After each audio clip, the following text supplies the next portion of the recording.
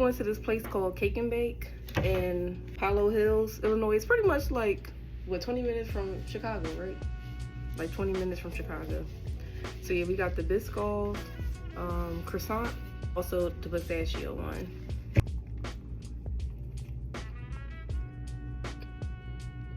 That one is really good. Definitely tastes like Biscoff.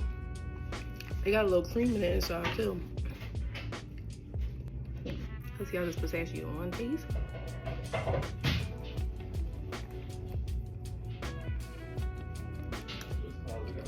It's also got a cream in it.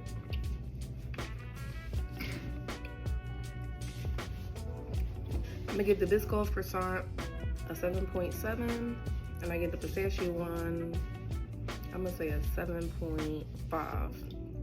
I like the Biscoff one slightly more. So we also got Biscoff cheesecake. I forgot to mention that. So now I'm about to finally try it.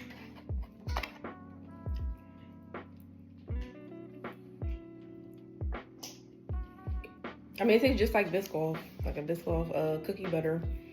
I would give it like a 7.3. It's pretty good. But yeah, that's it for this tasting video. So I'll see y'all in my next one.